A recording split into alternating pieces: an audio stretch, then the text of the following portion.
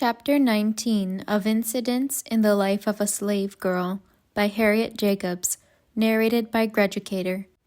The Children Sold. The doctor came back from New York, of course without accomplishing his purpose. He had expended considerable money and was rather disheartened. My brother and the children had now been in jail 2 months, and that also was some expense. My friends thought it was a favorable time to work on his discouraged feelings. Mr. Sands sent a speculator to offer him $900 for my brother William and $800 for the 2 children. These were high prices, as slaves were then selling, but the offer was rejected. If it had been merely a question of money, the doctor would have sold any boy of Benny's age for $200, but he could not bear to give up the power of revenge. But he was hard-pressed for money, and he revolved the matter in his mind. He knew that if he could keep Ellen till she was 15, he could sell her for a high price, but I presume he reflected that she might die, or might be stolen away.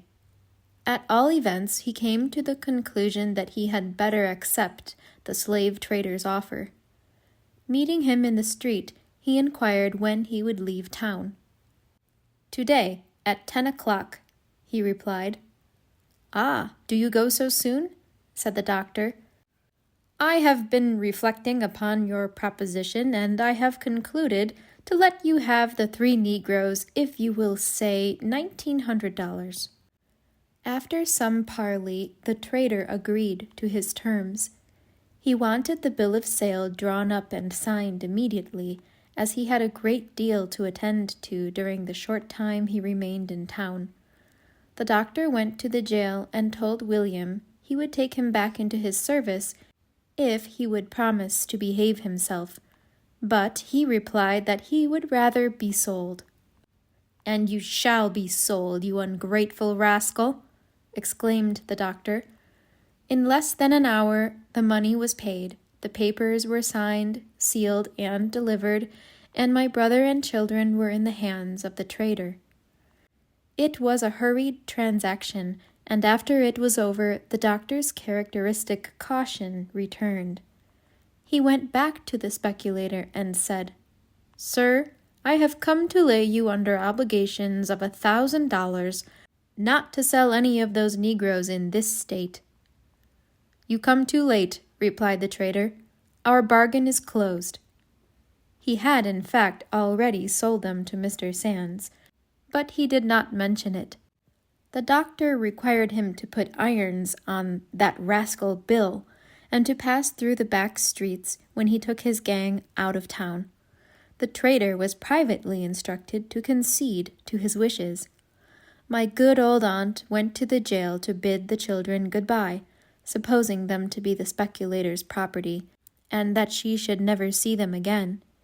As she held Benny in her lap, he said, "Aunt Nancy, I want to show you something." He led her to the door and showed her a long row of marks, saying, "Uncle Will taught me to count.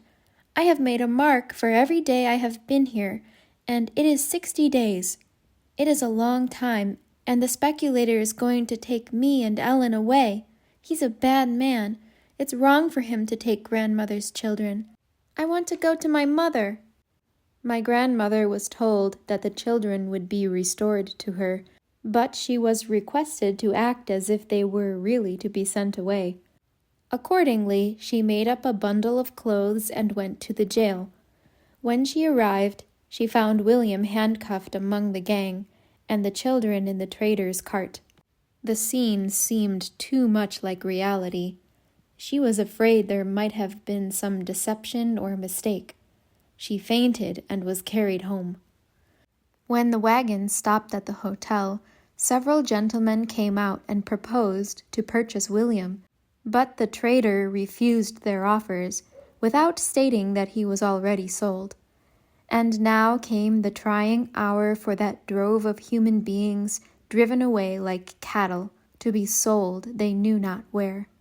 Husbands were torn from wives, parents from children, never to look upon each other again this side of the grave. There was wringing of hands and cries of despair. Dr. Flint had the supreme satisfaction of seeing the wagon leave town, and Mrs. Flint had the gratification of supposing that my children were going as far as wind and water would carry them. According to agreement, my uncle followed the wagon some miles, until they came to an old farmhouse. There the trader took the irons from William, and as he did so, he said, "You are a damned clever fellow. I should like to own you myself. Them gentlemen that wanted to buy you said you was a bright, honest chap, and I must get you a good home. I guess your old master will swear tomorrow, and call himself an old fool for selling the children. I reckon he'll never get their mammy back again. I expect she's made tracks for the north. Goodbye, old boy. Remember, I have done you a good turn. You must thank me by coaxing all the pretty gals to go with me next fall. That's going to be my last trip. This trading in N-words is a bad business for a fellow that's got any heart. Move on, you fellows." And the gang went on, God alone knows where. Much as I despise and detest the class of slave traders, whom I regard as the vilest wretches on earth, I must do this man the justice to say that he seemed to have some feeling. He took a fancy to William in the jail, and wanted to buy him. When he heard the story of my children, he was willing to aid them in getting out of Dr. Flint's power, even without charging the customary fee. My uncle procured a wagon and carried William and the children back to town. Great was the joy in my grandmother's house. The curtains were closed and the candles lighted. The happy grandmother cuddled the little ones to her bosom. They hugged her and kissed her and clapped their hands and shouted.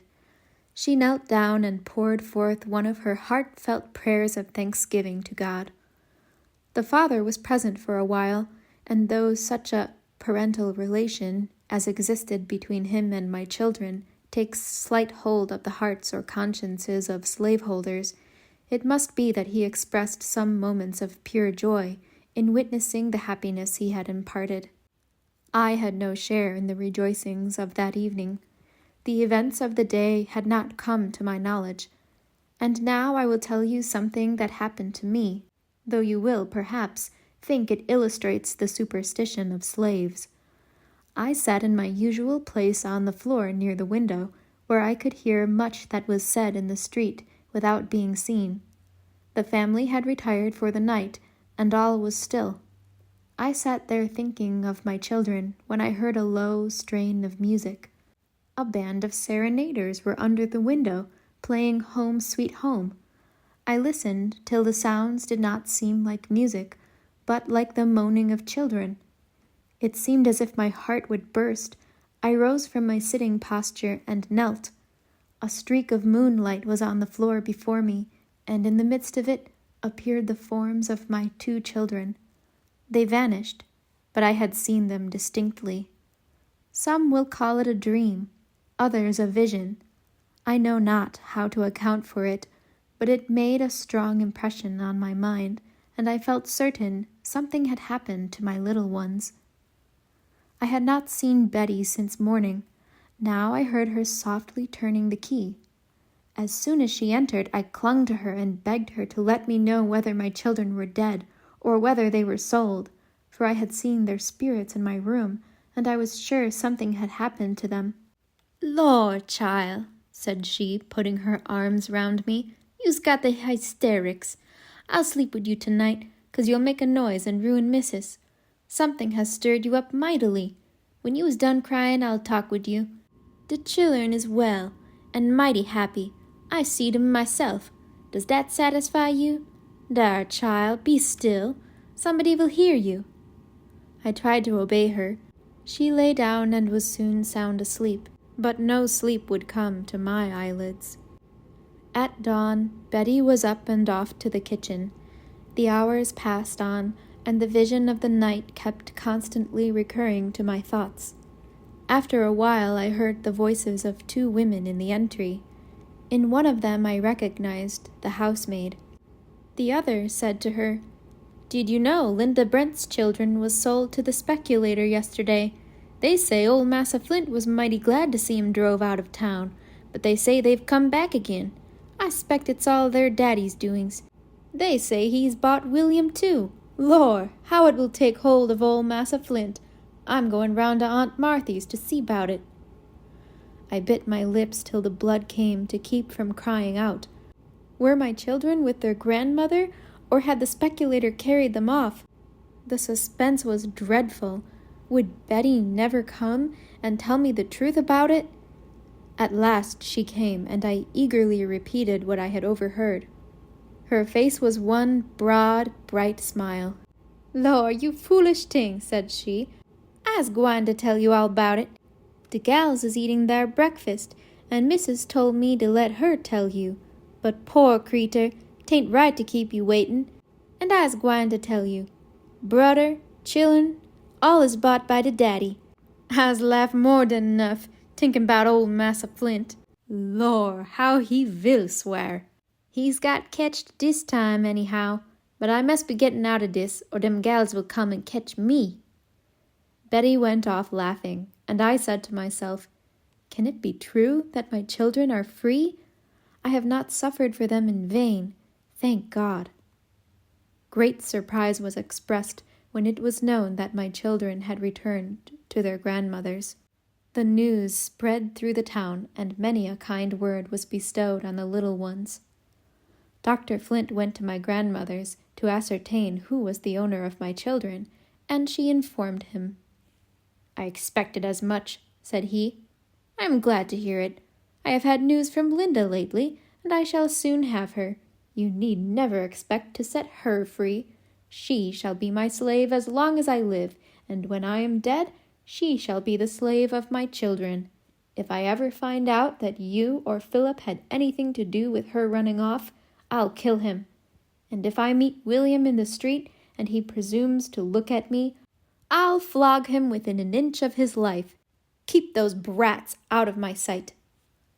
As he turned to leave, my grandmother said something to remind him of his own doings. He looked back upon her as if he would have been glad to strike her to the ground. I had my season of joy and thanksgiving. It was the first time since my childhood that I had experienced any real happiness. I heard of the old doctor's threats, but they no longer had the same power to trouble me. The darkest cloud that hung over my life had rolled away.